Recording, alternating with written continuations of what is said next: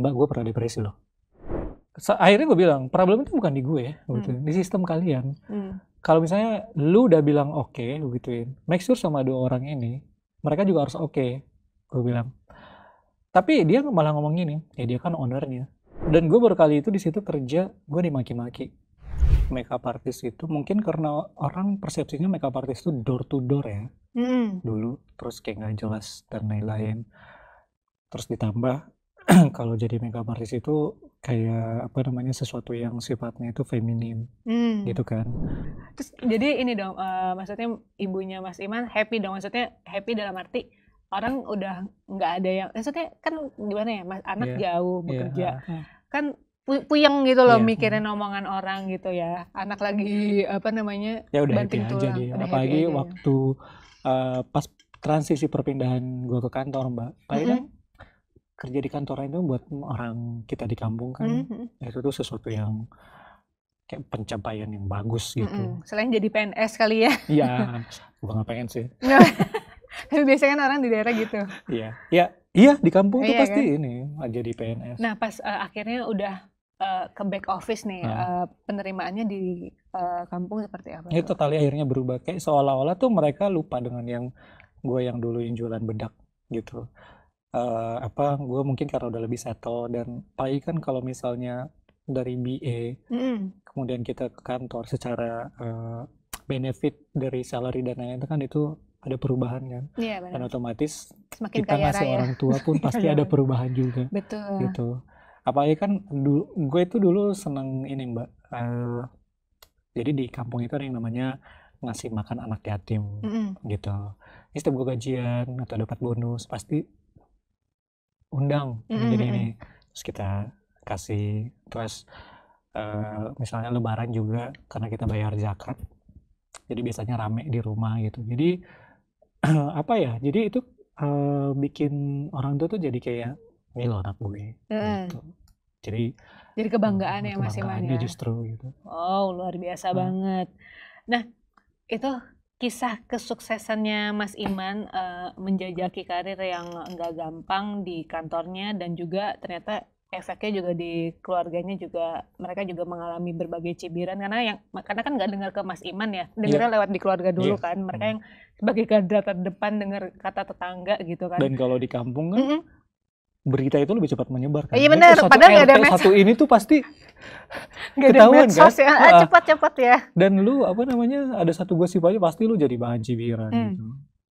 Nah, apa namanya, di sesi-sesi menjajaki karir di dunia kecantikan nih, biasanya tuh cowok-cowok yang kerja di dunia kecantikan, kadang-kadang masyarakat nih ya, kadang nggak cuma di daerah atau mungkin di sekitar kita juga masih gampang gitu loh, masih ngejudging orientasi cowok-cowok nih yang kerja di dunia kecantikan, apa namanya, di kubu-kubuin tertentu gitu. Orientasinya suka dipertanyakan nih, gimana sih orientasi seksual cowok-cowok nih yang kerja di dunia kecantikan. Ini Mas Iman nih boleh jawab atau enggak ya? Apa namanya, ini soalnya kan beririsan pasti dengan profesinya Mas Iman juga ketika berkarir. Nah, menurut Mas Iman berdasarkan pengalamannya sendiri, baik di orang di apa namanya, orang yang di daerah gini, keluarga atau tetangga di daerah, ataupun misalnya di Jakarta sendiri, pernah nggak dijudging gitu? Ini cowok-cowok yang kerja di ini kan suka gimana gitu? Oh, sering lah pasti kerja di ini. Dulu tuh di awal-awal, apalagi ya informasi nggak sebanyak sekarang, suka down sebenarnya.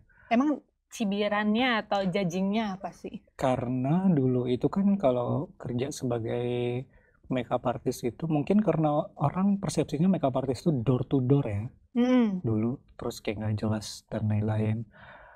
Terus ditambah kalau jadi makeup artist itu kayak apa namanya, sesuatu yang sifatnya itu feminim gitu kan. Padahal kalau gue dulu yang gue cerita sama Cece bahwa gue tuh itu adalah bagian dari pekerjaan gue gitu. Karena satu, gue pengen dapat uang dari situ. Terus yang kedua, gue pengen ningkatin knowledge sama skill gue. Dan yang terpenting adalah gue pengen bangun networking. Jadi gue mengerjakan itu gitu. Dan itu adalah tanggung jawab gue gitu. Jadi kan itu persepsinya beda antara lu memang itu adalah kerjaan lu dengan lu memang orangnya kayak gitu dari kecil atau udah makeup itu tuh beda gitu. Dan gue juga pernah nemu satu orang dulu waktu gue kerja di sana. Gue salut sama dia, namanya dulu Denny. Denny itu salah satu makeup artist cowok gitu. Dia tuh setiap gue ada event di mana, misalnya ada di PIM misalnya waktu itu Vision Nation, di Senayan City Vision Plastic dan lain-lain. Si anak itu selalu pengen diikutin untuk makeover gitu. Dia udah punya anak.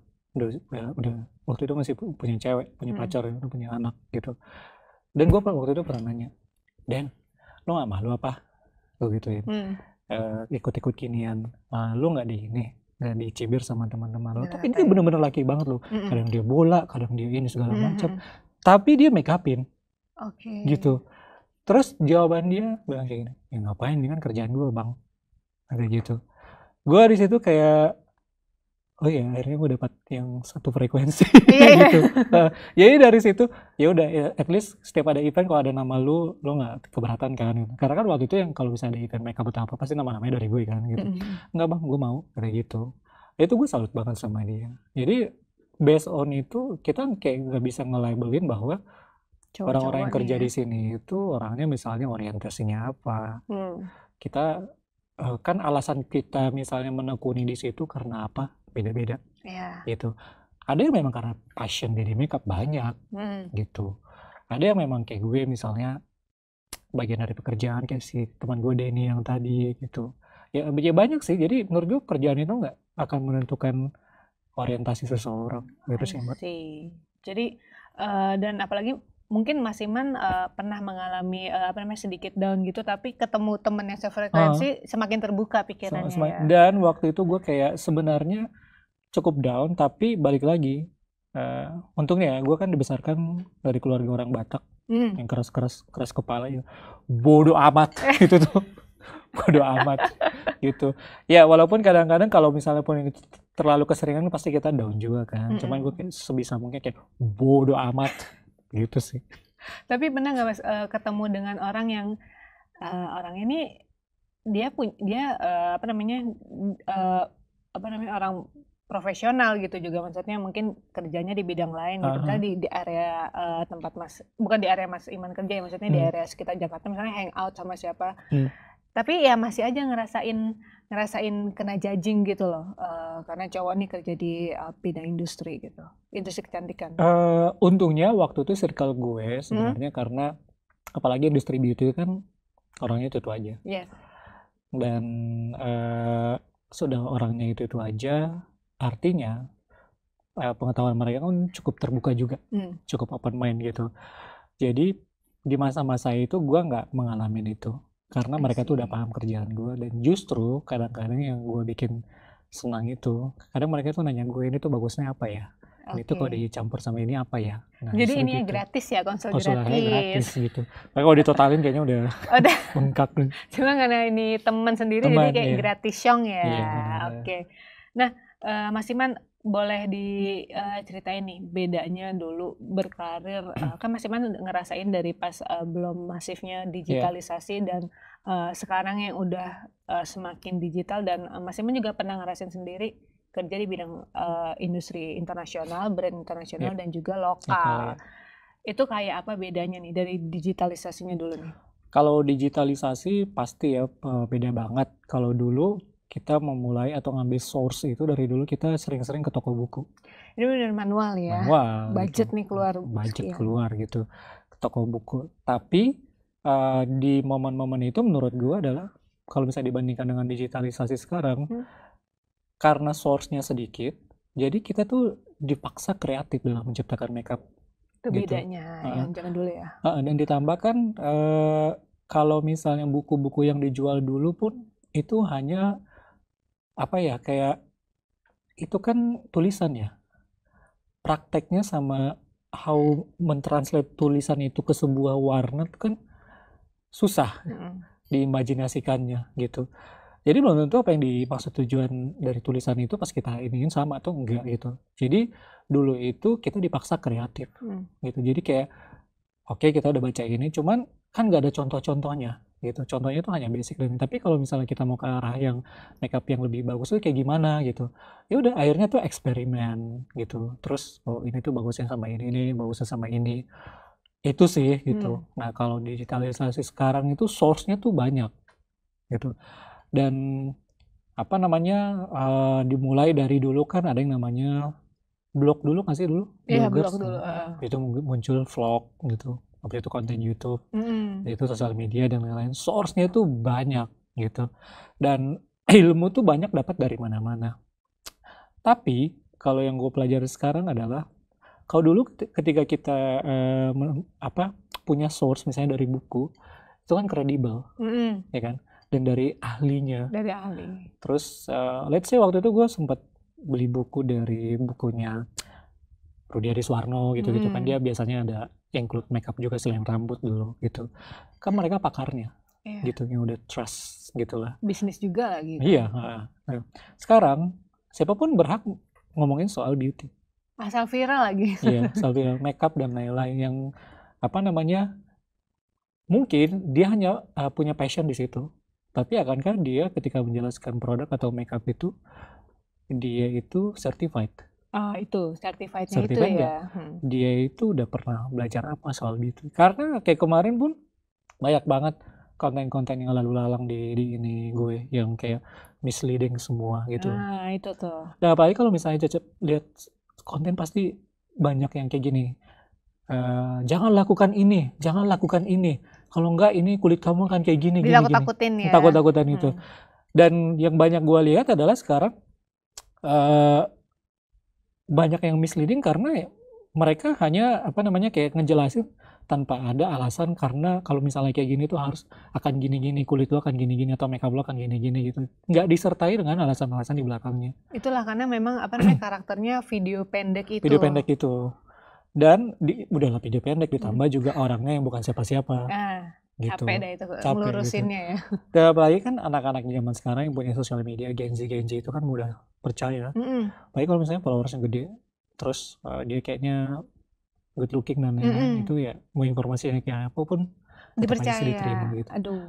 Itu sih bedanya. Jadi kayak sebelum dan sesudah digitalisasi ini, kalau dari gue tuh kayak dari trust dari si sumbernya ini sih yang kurang. Yang kerasa bedanya.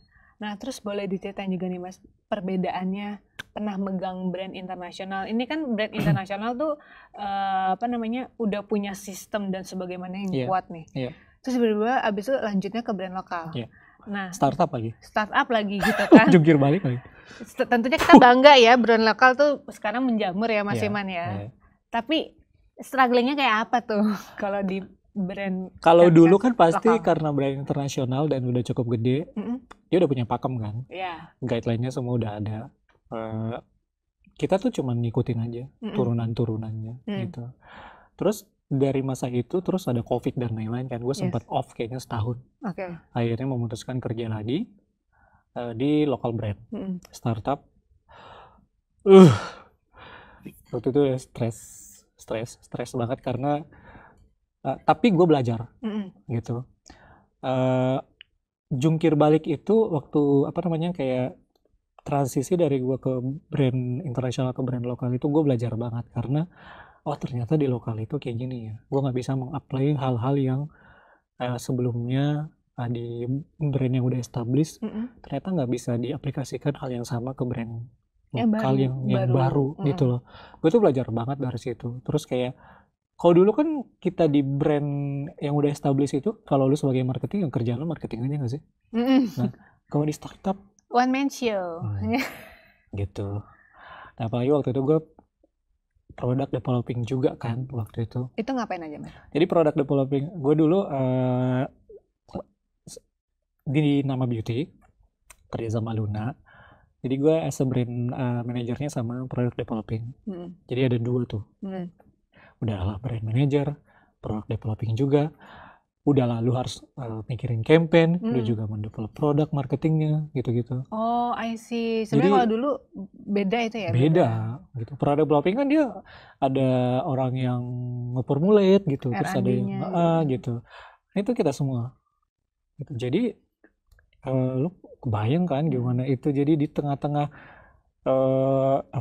harus launching produk, ada produk lagi yang harus diformulasi, yang harus dibuat gitu, approval-nya semua ke kita. Ini kayak wanginya udah sesuai atau belum, terus nanti nunggu lagi tes ininya setelah selesai, tes packaging dan itu tuh inilah bikin stres sebenarnya. Cuman belajar banyak dari situ. Belajar banyak gitu. juga ya. Belajar banyak dari situ dari lokal.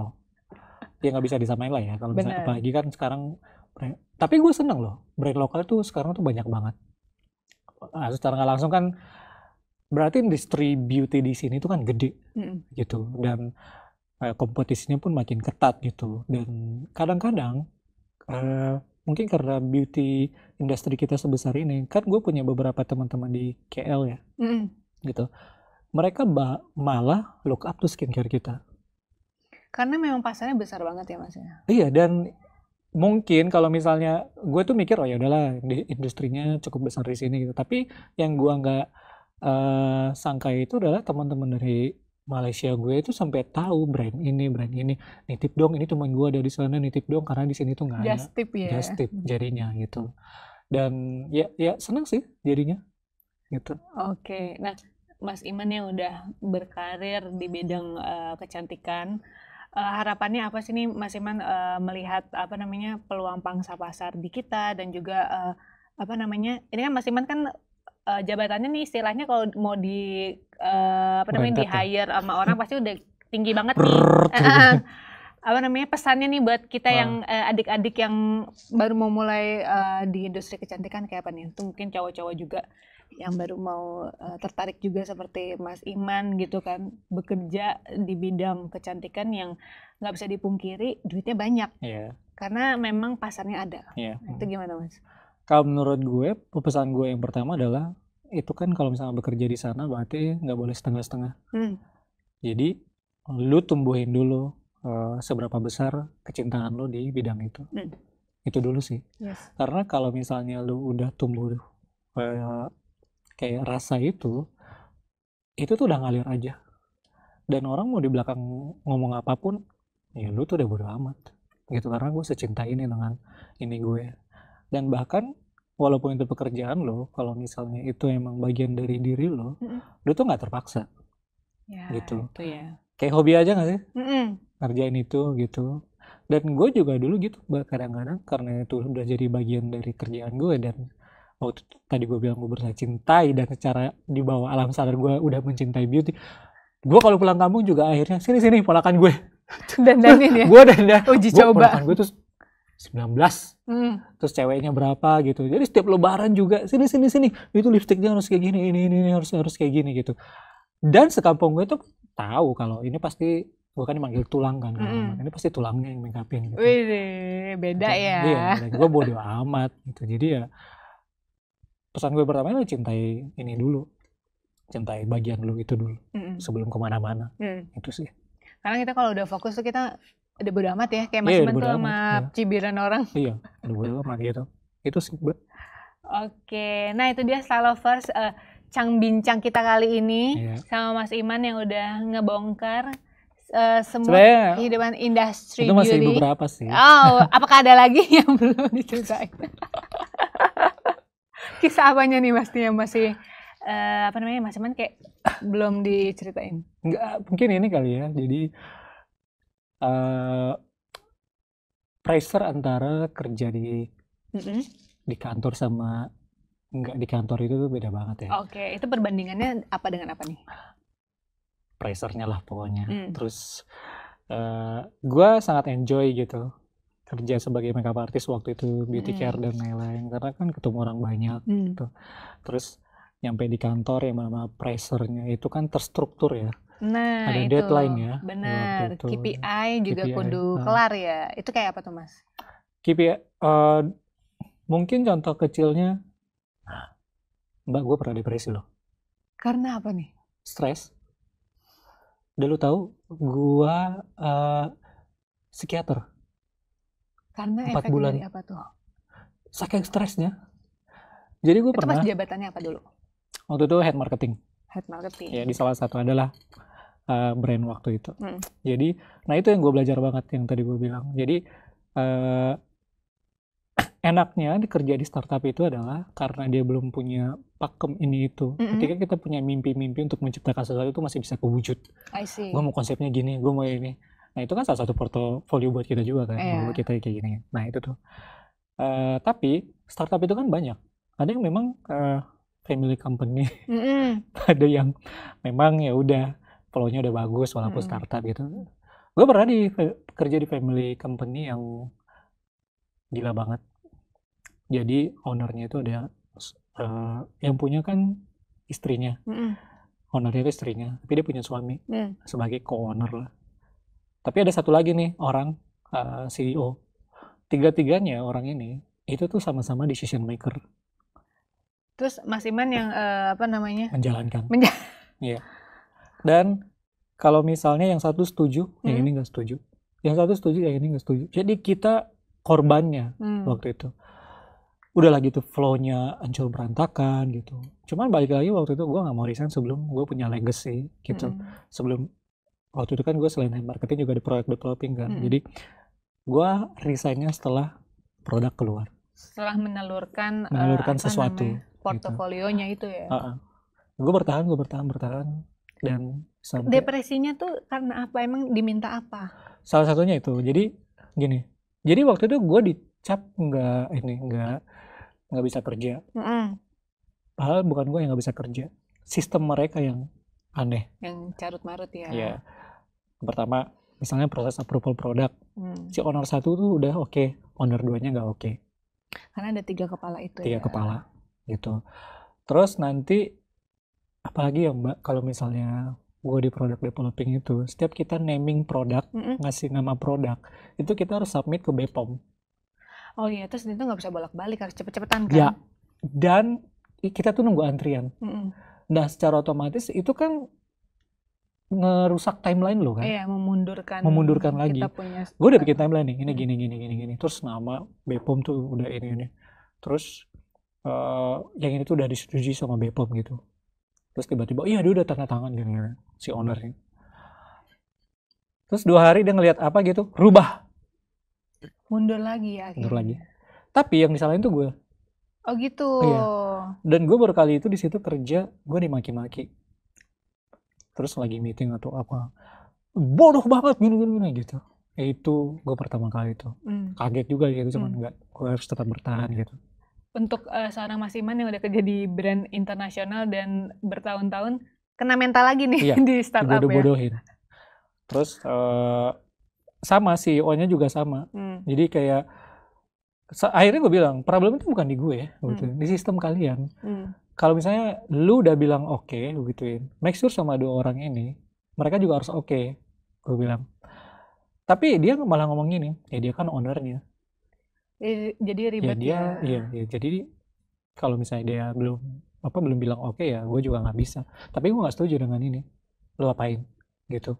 Oh, I see. Udah stres dan lain-lain, terus dapat pressure, dapat ini segala macam. Habis itu apa lagi? Ada lagi kah pressure-nya lagi yang membuat benar-benar need to psikiatris?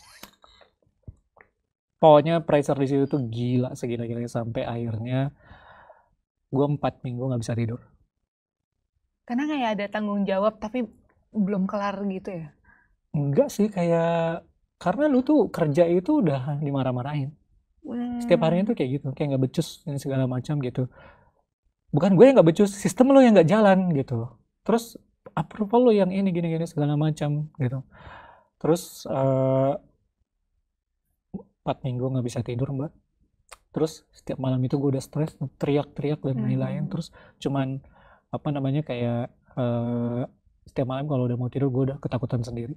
Sampai di titik mana akhirnya kayak sadar mesti ke psikiatris? Karena fisik gue udah nggak enak. Oh, I see. Lu bayangin, lu nggak tidur 4 minggu, tekanan darah lu udah turun. Iya, turun banget. Terus lu tuh kerja, gue masuk kerja itu udah kayak mimpi aja, ngawang. Gue diam dan lain-lain. Habis itu gue ya biasalah kalau misalnya orang tekanan darahnya rendah dan lain-lain kan kayak sering pusing dan lain-lain gitu. Pokoknya udah nggak enak banget waktu itu. Sampai gue udah sakit, udah segala macam, pas cek si perawatnya bilang, kayak bapak harus ke psikiater deh, gitu. Karena Kan bukan nggak bisa tidur. badannya, iya bukan Iya. badannya. Udah nggak bisa tidur, sama sekali udah nggak bisa tidur, Mbak. 4 minggu. 4 minggu. 4 minggu nggak bisa tidur. Gua bahkan kata orang-orang, lu minum nama merek. Kan Tapi biasanya nggak orang sering mempan gitu ya, kan, nggak mempan.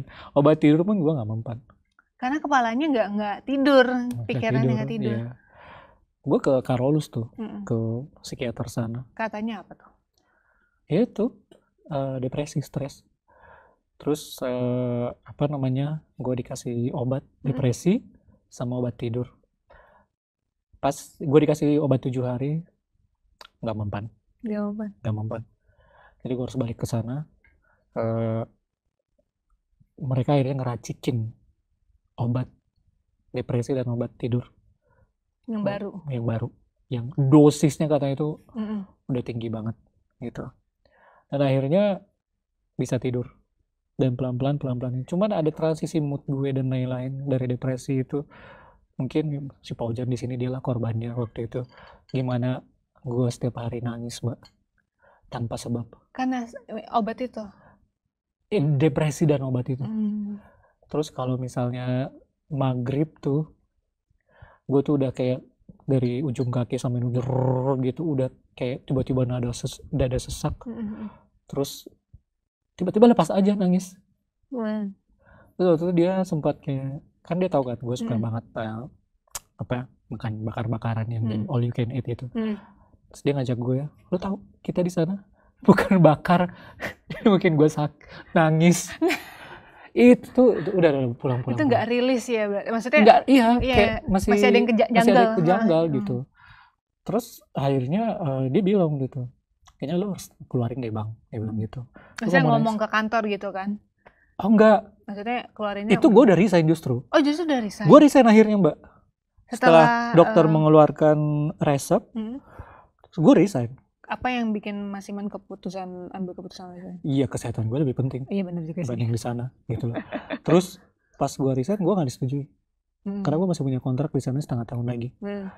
Terus gue akan dituntut kalau resign. Penalti gitu ya. Penalti. Terus ya gue resign, gue jelas ya karena kesehatan, bukan gue mangkir. Akhirnya ya masih debat. Terus nggak dibolehin kan? Ini masih gini. Akhirnya gue bilang gini, ya udah, gue nggak mau resign gitu. Tapi gue jamin gue kerja nggak akan produktif. Gue bilang, kalian gaji gue gede loh. Gue bilang gitu. Kalau misalnya kalian mau memperkerjakan orang yang nggak produktif dan kalian berani bayar mahal, ya ayo. Begitu. Ya gue sih nggak apa-apa. Gue setengah hati dapat duit. Mas Iman kayak pas lagi ngomong posisi kayak gitu bongkar-bongkaran aja gitu kondisi Mas Iman dan nggak nyaman nih di kantor gitu kan? Udah. Akhirnya di situ gue ini, tapi sebelumnya gue udah pernah bilang juga Mbak, bahwa ini tuh nggak works, ini nggak works ini, cuman tetap aja. Terus sampai akhirnya di situ di momen itu ya udah, kamu mau notice ya, resignin. Enggak, saya mau hari ini juga. Tanpa penalti itu? Iya. Ini ya nggak bisa lah, saya mau hari ini resignnya. Jadi gue ngasih surat resign di hari itu gue hari terakhir. Oh my god. Gue udah bodo amat. Saking beledusnya. Mbak, kesiksa di sana. Nggak boleh spill ya. Setelah resign nih dari si startup lokal ini, akhirnya maksudnya itu nggak langsung tiba-tiba plong gitu, kayak masih hatinya tuh masih kerasa masih. Oh gitu. Kayaknya gue butuh berapa bulan ya setelah itu, 3 bulanan kali. Nggak langsung Mbak. Kayak masih kebayang-kebayang gitu, atau mentalnya tuh dan sengaruh itu adalah jadi gini, setelah gue resign berapa bulan, gue pernah dipanggil salah satu brand internasional juga. Mereka waktu itu lagi nyari manajer marketing di Kuningan. Gue interview ke sana. Dan lu tahu pas sampai di sana, gue interview, gue kan nunggu ya di ruang tunggu. Biasa di ruang tunggu itu kan pasti ada orang lalu lalang. Gue dengar suara sepatu tak tok gitu aja Mbak, gue udah langsung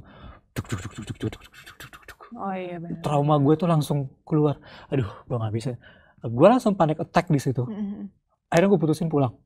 Nggak jadi interview.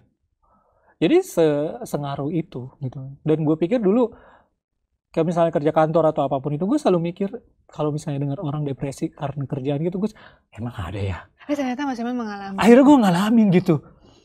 gue akhirnya di situ kayak oh iya ternyata gue mengalami sendiri yang selama ini gue nggak percaya gitu. Mbak, gue nangis tiap, terus kadang-kadang tengah malam udah tidur tiba-tiba aja harus nangis gitu. Wah gitu. Padahal itu benar-benar udah lepas, udah resign ya. Udah resign ya. Jadi gue 3-4 bulanan baru normal dari situ. I see. Setoksik itu di sana, separah itu di sana, company-nya itu gila di sana. Gitu. Jadi kalau misalnya ada teman-teman gue yang tiba-tiba, lu kan pernah di sini ya, bagus gak sih perusahaannya? Gak usah, gue cara gitu. Lu tau kan kemarin gue yang depresi ya, gue kecipto, iya itu gara-gara itu, gitu. Gak usah. Bukan main, tapi menarik banget nih. Apa namanya, ini bukan sekedar apa namanya, Mas Iman berkarir itu udah bukan sekedar stigma pria lagi, tapi ternyata udah sampai mengalami fase depresi ini yang orang-orang tuh mungkin nggak lihat gitu di balik brand kecantikan yang selama ini kita beli ya teman-teman. Pressure-nya dan lain-lain gitu, sama ya banyak lah proses ketika bikin produk itu kan, itu nggak hanya kita maunya ini itu jadi, itu enggak, proses itu panjang. Paling cepat itu bikin produk kecantikan itu 4 bulan. Itu udah paling cepat. Udah paling cepat. Nah, Mas Iman nih udah ngeliat sendiri ngerasain sendiri berkecimpung 2 brand yang berbeda, internasional sama startup. Next-nya Mas Iman tuh kepingin berkarirnya di mana, atau pingin bikin skincare juga kah atau gimana? Atau maksudnya bikin brand juga kah? Itu mimpi besar gua. Oh, tetap ya punya, maksudnya kan udah ngerasain ya. Itu mimpi besar gue. Cuma kan mengarah ke sana kan prosesnya panjang dan lama ya. Karena gini, gue tuh sebenarnya kadang-kadang tuh banyak kesel dengan skincare sekarang gitu. Keresahannya apa nih kalau keresahannya gini, ya gue tahu sih kalau misalnya kayak tren-tren wajah putih dan lain-lain itu masih sangat besar gitu. Cuman apa ya, gue tuh gemas-gemasnya adalah kita tuh orang Indonesia itu nggak putih gitu, dan kenapa lo harus putih gitu, kenapa lo nggak cantik dengan warna kulit lo gitu ya. Skincare itu kan bikin cerah, bukan membuat kulit jadi berubah, pigmennya jadi dari yang coklat ke putih, itu kan enggak gitu. Lo warna kulit lo ini pun sebenarnya tuh cantik gitu. Itu sebenarnya keresahan gue gitu, untuk kayak kayak mendobrak bahwa skincare di Indonesia ini tuh harus ya, oke, gue tahu sih sebenarnya itu marketing atau apa gitu. Walaupun kadang gue pelajari ya, yang diklaim brightening atau misalnya pemutih, itu paling cuma 0,0 sekian persen formulasinya di dalamnya. 7 kali kandungan apa gitu, 10 kali. Ya 7 kali dari berapa banyak TNC-nya di bawah kan gitu. Nah, itu salah satu keresahan gue. Kenapa sih nggak ada satu skincare yang emang yang kayak totally tanpa ada embel-embel putih itu, yang mengempower gitu sih wanita-wanita Indonesia. Jadi at least sehat aja gitu. Sehat aja, iya. Ngapain ini mau jadi putih itu sih. Oke deh Mas Iman, thank you banget nih untuk show kita kali ini, podcast kita kali ini sangat panjang dan aku seneng banget sharingnya ini. Bisa jadi pengalaman juga nih buat teman-teman di luar sana, bahwasanya membesarkan brand yang selama ini kita lihat di retail, di mungkin sekarang tuh online shop segala macam, itu ada dia yang berdarah-darah. Iya, ada. Ada dia, maksudnya ada orang di balik itu yang berdarah-darah, dan semoga apa yang kita dengar dari Mas Iman ini bisa kita serap nih positif-positifnya, dan juga tadi nggak cuma sekedar brand kecantikan tapi soal mental health juga. Mental health ya. Itu menurut aku hal yang paling kita mungkin Mas Iman sebulan 2 bulan dia rasain dulu, tapi ternyata udah sampai di titik yang nggak bisa, akhirnya butuh bantuan psikiater gitu.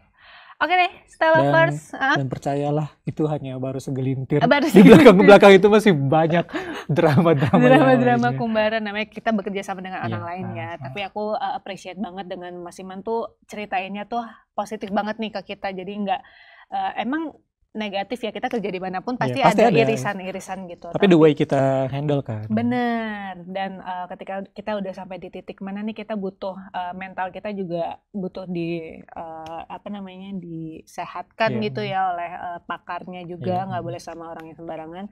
Mas Iman juga ambil jalan itu. Oke deh Style Lovers, kalau gitu kita udah di penghujung acara podcast ini. Terima kasih banyak Mas Iman Pulungan. Sama-sama, aku yang terima kasih. Di Style juga kita akan memunculkan sosok Ajusi Beauty, yaitu Mas Iman Pulungan yang akan sharing-sharing seputar kecantikan dan menjawab semua pertanyaan kalian, dan juga seputar kesehatan juga ya Mas Iman. Kecantikan ya? Kecantikan dan juga lifestyle yang ini, kesehatan fisik ya, fisik. Oke, kalau gitu Cece Stylo dan Mas Iman Pulungan pamit undur diri dan sampai jumpa. Sampai jumpa Berikutnya.